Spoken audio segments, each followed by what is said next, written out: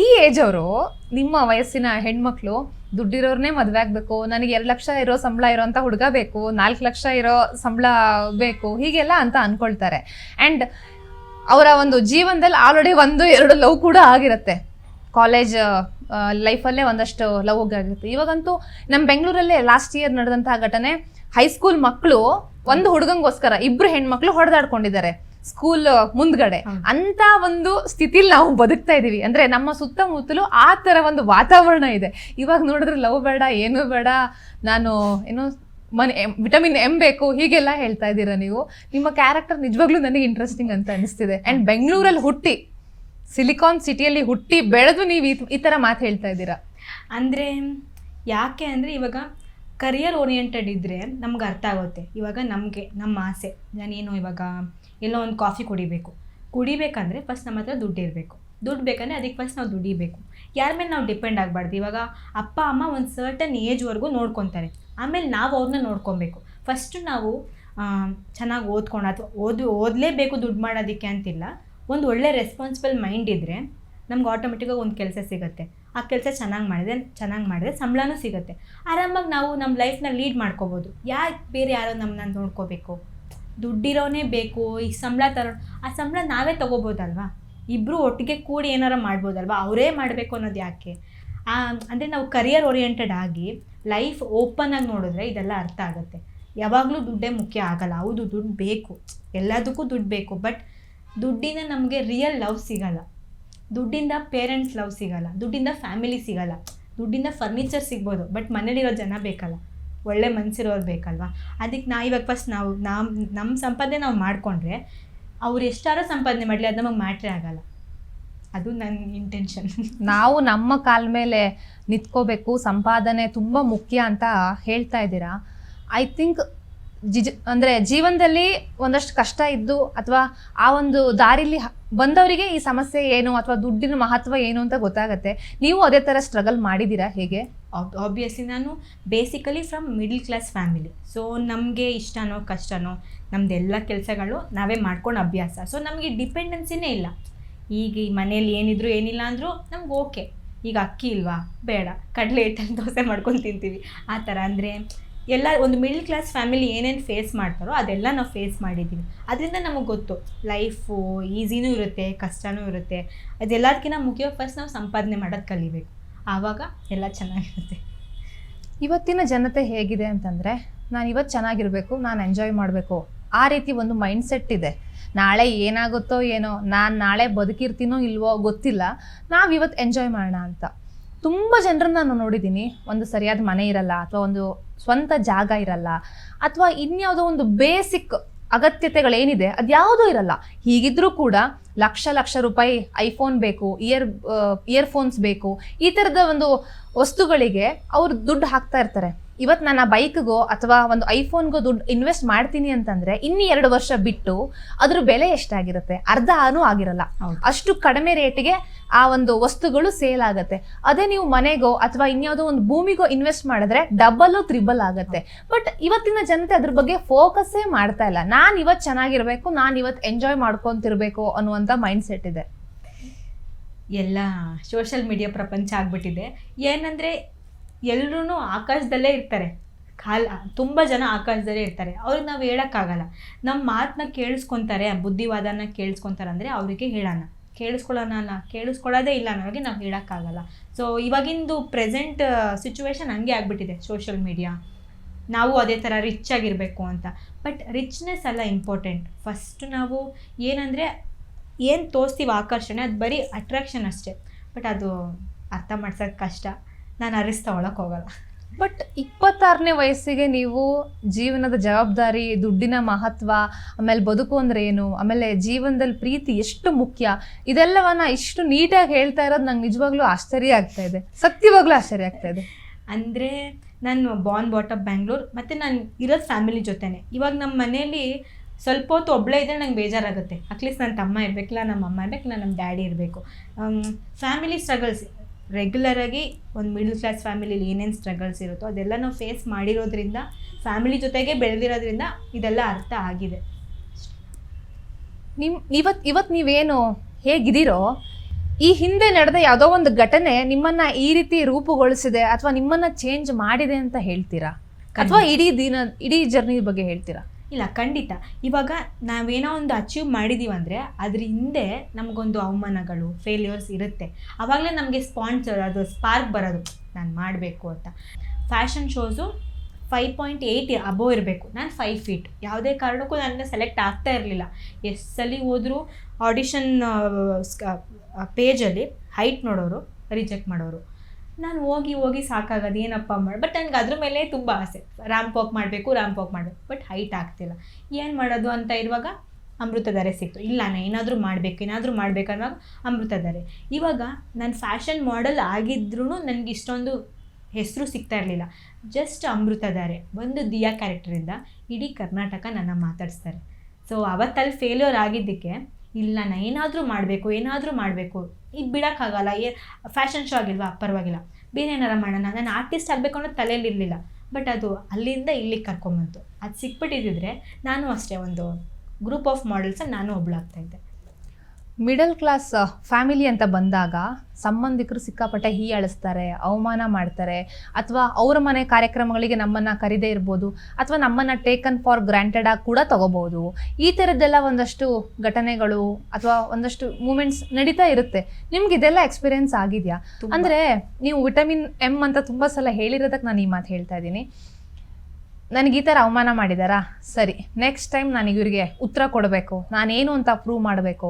ನನಗಿವತ್ತು ಕಾರಿಲ್ಲ ಅಂತ ಹೇಳಿ ಅವಮಾನ ಮಾಡ್ತಾರಾ, ನೆಕ್ಸ್ಟ್ ನಾನು ಕಾರ್ ತಗೋತೀನಿ, ನಾನು ಮನೆ ಕಟ್ತೀನಿ. ಈ ಥರದ್ದೆಲ್ಲ ಒಂದಷ್ಟು ಕಿಚ್ಚು ಬರೋದಿದೆ. ಇದೇ ಒಂದು ಕಿಚ್ಚು ಇಟ್ಟುಕೊಂಡು ಸಾಕಷ್ಟು ಜನ ಅವರ ಜೀವನದಲ್ಲಿ ಉದ್ಧಾರ ಆಗಿದ್ದಾರೆ. ಹೌದು, ನಿಜ. ಆ್ಯಕ್ಚುಲಿ ರಿಲೇಟಿವ್ಸ್ಗೆ ನಾವು ತುಂಬ ಥ್ಯಾಂಕ್ಸ್ ಹೇಳಬೇಕು. ಅವರಿಂದನೇ ನಾವು ಬೆಳೆಯೋದು. ನಿಜವಾಗ್ಲೂ ಇದು ನನ್ನ ಲೈಫಲ್ಲೂ ಆಗಿದೆ. ಅಂದರೆ ನಮ್ಮ ಅಮ್ಮನಿಗೆ, ಅವಳನ್ನ ನೀನು ಆ್ಯಕ್ಟ್ ಮಾಡೋಕ್ಕೆ ಬಿಡ್ತಾ ಇದೆಯಾ, ನಮ್ಮಂಥ ಮಿಡಲ್ ಕ್ಲಾಸ್ವ್ರಿಗಲ್ಲ ಇದು. ಯಾವ ಪ್ರೊಫೆಷನು ಯಾವ ಮಿಡಲ್ ಕ್ಲಾಸು ಐ ಕ್ಲಾಸ್ ಅಂತ ಇಲ್ಲ. ಅದು ಓಪನ್, ಅದು ಯಾರು ಬೇಕಾದರೂ ಹೋಗಿ ಮಾಡ್ಬೋದು. ಅದರಲ್ಲಿ ಡೆಡಿಕೇಶನ್ ಇದ್ದರೆ ಎಲ್ಲ ಸಿಗುತ್ತೆ. ನಮ್ಮ ಅಮ್ಮನಿಗಷ್ಟೇ, ನಾನು ಇವಾಗ ಮಾಡ್ಲಿಂಗ್ ಫೋಟೋಶೂಟ್ಸ್ದು ಸ್ಟೇಟಸಲ್ಲಿ ಹಾಕಿದ್ರೆ, ಈ ಥರ ಎಲ್ಲ ಡ್ರೆಸ್ದು ಹಾಕಿದ್ದಾಳೆ, ನೀನು ನೋಡ್ಕೊಳಲ್ವಾ, ನೀನೇನು ಹೇಳಲ್ವಾ, ಅವಳು ಇರಲ್ಲ ಕಣೆ, ಹಂಗೆ ಹಿಂಗೆ ಅಂತ ನಮ್ಮ ಅಮ್ಮಂಗೆ ತಲೆ ತುಂಬೋರು. ಬಟ್ ನಮ್ಮಮ್ಮ ಎಷ್ಟು ಸ್ಟ್ರಾಂಗ್ ಅಂದರೆ, ಅವ್ರದ್ದೆಲ್ಲ ಫಸ್ಟ್ ಬ್ಲಾಕ್ ಮಾಡು, ಇಲ್ಲ ಅವ್ರ ನಂಬರ್ ಡಿಲೀಟ್ ಮಾಡು. ನೀನು ಮಾಡ್ತಾ ಇರೋದು ನಿನ್ಗೆ ಏನು ಇಷ್ಟ ಇದೆಯಾ ಅದನ್ನು ನೀನು ಮಾಡ್ತಾ ಇದೆಯಾ. ಬಟ್ ಅವ್ರು ಅದನ್ನು ರಿಸೀವ್ ಮಾಡ್ತಿಲ್ಲ. ನೆಗೆಟಿವ್ ಪೀಪಲ್ನ ಯಾಕೆ ಇಟ್ಕೊತೀಯಾ ಸರೌಂಡಿಂಗ್ಸಲ್ಲಿ, ಅವ್ರನ್ನ ಬ್ಲಾಕ್ ಮಾಡು, ಇಲ್ಲ ಅವ್ರ ನಂಬರ್ನ ಡಿಲೀಟ್ ಮಾಡು. ಆಮೇಲೆ ನೀನು ಬೇರೆ ಕೆಲಸ ಮಾಡು ಅಂತ ನಮ್ಮಮ್ಮ ಹೇಳೋರು ನನಗೆ. ನಿನ್ಗೇನು ಇಷ್ಟ ಇದೆ ಅದನ್ನು ಮಾಡು, ಬಟ್ ಆದರೆ ನಮ್ಮ ಮರ್ಯಾದೆ ಹೋಗೋಂಥದ್ದು ಏನೂ ಮಾಡಬೇಡ. ಅದೇ ನಮ್ಮಮ್ಮ ಹೇಳ್ತಾ ಇದ್ದಿದ್ದು. ನಾನೇನು ಮಾಡ್ತಾಯಿದ್ದೆ, ಯಾರ್ಯಾರು ನಮ್ಮ ಅಮ್ಮಂಗೆ ಫೋನ್ ಮಾಡಿ ತಲೆ ತಿಂತಾಯಿದ್ರು ಅವ್ರದೆಲ್ಲ ನಂಬರ್ನ ಅನ್ಬ್ಲಾಕ್, ಅಂದರೆ ಸ್ಟೇಟಸಿಂದ ಹೈಡ್ ಮಾಡ್ತಾಯಿದ್ದೆ. ಆಮೇಲೆ ಸ್ಟೇಟಸ್ ಆಗ್ತಾಯಿದ್ದೆ. ಅವಾಗ ನಮ್ಮ ಅಮ್ಮನೂ ಪೀಸ್ಫುಲ್, ನಾವು ಪೀಸ್ಫುಲ್. ಯಾಕಂದರೆ ಇವಾಗ ನಾವು ಮಾಡೆಲ್ಸ್ ಆದಮೇಲೆ ವೆಸ್ಟರ್ನ್ ಡ್ರೆಸ್ ಆಗಬೇಕು, ಮಾಡ್ರನ್ ಡ್ರೆಸ್ ಆಗಬೇಕು, ಎಲ್ಲ ಔಟ್ಫಿಟ್ಸ್ ಆಗಬೇಕು. ಅದಕ್ಕೆ ನಮ್ಮ ಮಾಡೆಲ್ಸ್ ಅಂತ ಕರೀತಾರೆ. ಹಿಂಗೆ ಹಾಕ್ಬೇಡ, ಹಂಗೆ ಹಾಕ್ಬೇಡ ಅಂದರೆ ಬಟ್ಟೆಯಿಂದ ನಾವು ಅಳಿಯೋಕ್ಕಾಗಲ್ಲ. ನಮ್ಮ ಕೆಲಸ ಅದು, ಕೆಲಸ ಆಗಿ ನೋಡಿದ್ರೆ ಚೆನ್ನಾಗಿರುತ್ತೆ. ಬಟ್ ಅದು ಕೆಲವೊಬ್ಬರು ನೋಡಲ್ಲ. ಬಟ್ ಇವತ್ತು ನಾನು ಏನಾದರೂ ಅಚೀವ್ ಮಾಡಿದ್ದೀನಿ ಅಂದರೆ ಅದಕ್ಕೆ ಕಾರಣ ನಮ್ಮ ಸೋ ಕಾಲ್ಡ್ ರಿಲೇಟಿವ್ಸೇ. ಓಕೆ, ಈಗ ಧಾರಾವಾಹಿಯಿಂದ ಒಂದಷ್ಟು ಜನಪ್ರಿಯತೆ ಬಂತು ಆ್ಯಂಡ್ ಮದುವೆ ಕೂಡ ಆಗ್ತಿದ್ದೀರಾ. ಒಳ್ಳೆ ಹುಡುಗನ ಮನೇಲಿ ಹುಡುಕಿದ್ದಾರೆ, ಅವ್ರ ಜೊತೆ ಮದುವೆ ಆಗ್ತಿದ್ದೀರಾ. ಈಗ ಸಂಬಂಧಿಕರ ರಿಯಾಕ್ಷನ್ ಹೇಗಿದೆ? ಮದುವೆ ಫಿಕ್ಸ್ ಆಗಿದ ತಕ್ಷಣ ನಿಜವಾಗ್ಲೂ ಹಾರ್ಟ್ಫುಲಿ ತುಂಬ ಖುಷಿಯಾಗಿರೋದು ನಮ್ಮ ಅಪ್ಪ ಅಮ್ಮ, ನನ್ನ ತಮ್ಮ, ಅವ್ರ ಕಡೆ ಅವ್ರ ಅಪ್ಪ ಅಮ್ಮ, ಅವ್ರ ತಂಗಿ ಹಸ್ಬೆಂಡು ಅಷ್ಟೇ ಹಾರ್ಟ್ಫುಲಿ ಖುಷಿಯಾಗಿರೋದು. ಮತ್ತು ನನ್ನ ಹಸ್ಬೆಂಡ್ ಕಸಿನ್ಸು, ಅವ್ರದ್ದೊಂದು ಗ್ರೂಪ್ ಆಫ್ ಕಸಿನ್ಸ್ ಇದೆ, ಅವರು ತುಂಬ ಖುಷಿಯಾಗಿದ್ದಾರೆ. ನನ್ನ ಕಡೆ ಬಂದರೆ ಒಂದು ಸ್ವಲ್ಪ ಜನ, ನಮ್ಮ ಚಿಕ್ಕಪ್ಪ ಚಿಕ್ಕಮ್ಮ, ನಮ್ಮ ಅಜ್ಜಿ, ಅಷ್ಟು ಬಿಟ್ಟರೆ ಇನ್ನೆಲ್ರಿಗೂ ತುಂಬ ಜೆಲಸ್. ಆ ಜೆಲಸ್ ಫೇಸಲ್ಲಿ ಕಾಣಿಸ್ತಾ ಇದೆ. ಬೆಂಗಳೂರಲ್ಲಿ ಇದ್ದಿದ್ದು ಹುಡುಗಿಗೆ ಇಷ್ಟು ಒಳ್ಳೆ ಹುಡುಗ ಸಿಕ್ಬಿಟ್ನಾ, ನಮ್ಮ ಮಗಳನ್ನ ಕೇಳ್ಬೋದಾಗಿತ್ತಲ್ವಾ, ನಮ್ಮ ಮಗಳನ್ನ ಕೊಡ್ಬೋದಾಗಿತ್ತಲ್ವಾ, ಹಂಗೆ ಈ ಥರ. ಅಂದರೆ ಯಾರ ಮುಖದಲ್ಲೂ ಸ್ಮೈಲಿ ಫೇಸ್ ಇಲ್ಲ. ಅಯ್ಯೋ ದೇವ್ರೆ, ಇವ್ರಿಗೆ ಹಿಂಗೆ. ನಾನೀಗ ಜಾತ್ರೆ ಆಯಿತು ರೀಸೆಂಟಾಗಿ, ನಮ್ಮದು ಎಂಗೇಜ್ಮೆಂಟ್ ಆಗಿ 1-2 ವಾರಕ್ಕೆ ಜಾತ್ರೆ ಆಯಿತು. ಯಾರ ಮುಖದಲ್ಲೂ ನಗು ಇಲ್ಲ. ನನ್ನನ್ನು ನೋಡಿದ್ರೆ ಇಟ್ಕೊಂಡು ಹೊಡಿಯೋಷ್ಟು ಕೋಪ ಅವ್ರಿಗೆ. ಇವಳಿಗೆ ಇಷ್ಟು ಒಳ್ಳೇದು ಸಿಕ್ಬಿಡ್ತಾ, ಇವಳು ಮಾಡೋದೆಲ್ಲ ಸಕ್ಸಸ್ ಆಗ್ತಾ ಇದೆಯಲ್ಲ, ಏನು ಮಾಡೋದು, ನಮ್ಮ ಮಕ್ಳಿಗೆ ಏನು ಮಾಡೋದು, ಆ ಥರ ಜೆಲಸ್ ನನಗೆ ಫೇಸಲ್ಲೇ ಕಾಣಿಸುತ್ತೆ. ಓಕೆ, ಖುಷಿ ಅನ್ನೋದು ಯಾರಿಗೂ ಇಲ್ಲ, ಜೆಲಸ್ ಜಾಸ್ತಿ ಇದೆ.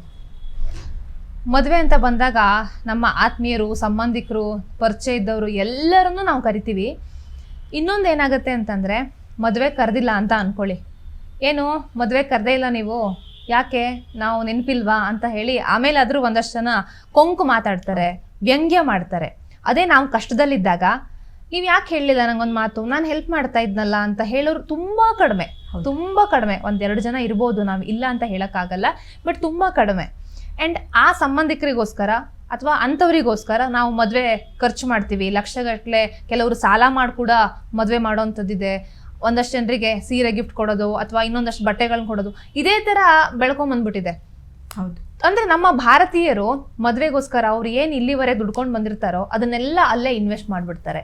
ಆಮೇಲೆ ಮದುವೆ ಆದಮೇಲೆ ಸಾಲ ತೀರಿಸೋಕ್ಕೋಸ್ಕರ ಸಫರ್ ಆಗ್ತಾರೆ. ಇದ್ರ ಬಗ್ಗೆ ನೀವೇನು ಯೋಚನೆ ಮಾಡಿದ್ದೀರಾ? ನಾನು ನಮ್ಮಮ್ಮನಿಗೆ ಹೇಳಿದ್ದೆ ಫಸ್ಟೇ, ನೋಡು ಇಂತಿಂಥವ್ರನ್ನ ಮಾತ್ರ ಕರಿ, ಈ ಸೆಟ್ ಆಫ್ ಪೀಪಲ್ನ ಕರೀಲೇಬೇಡ ಅಂತ.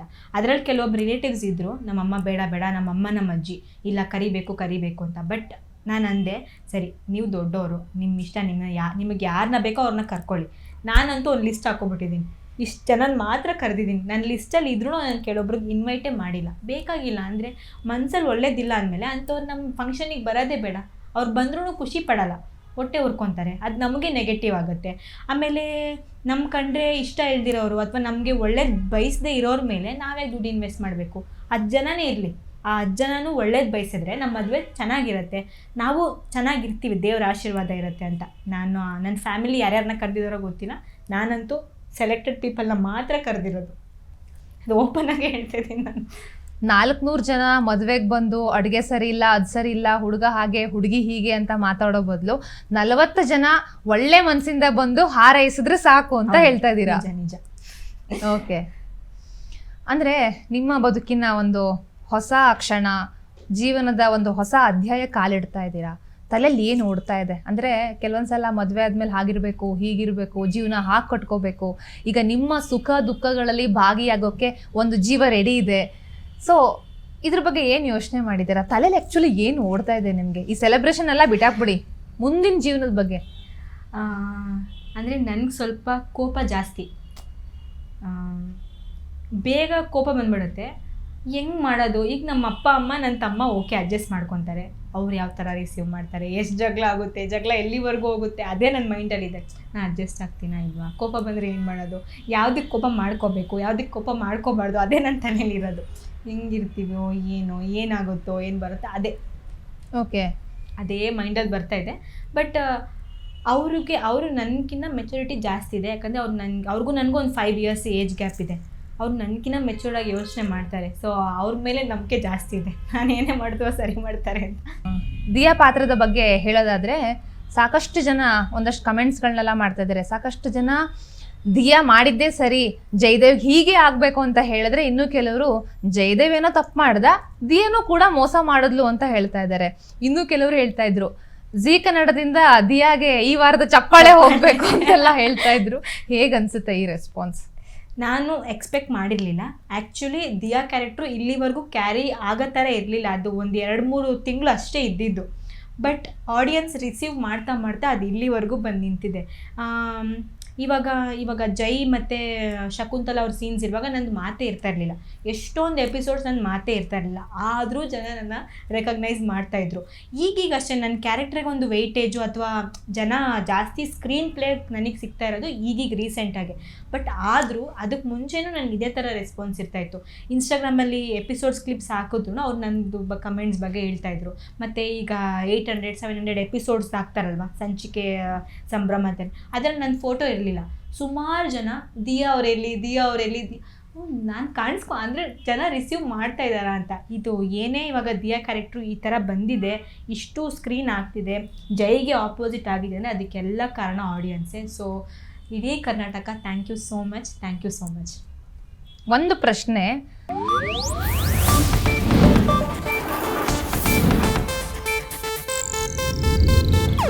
ಇದು ಏಷ್ಯಾನೆಟ್ ನ್ಯೂಸ್ ನೆಟ್ವರ್ಕ್ ಪ್ರಸ್ತುತಿ.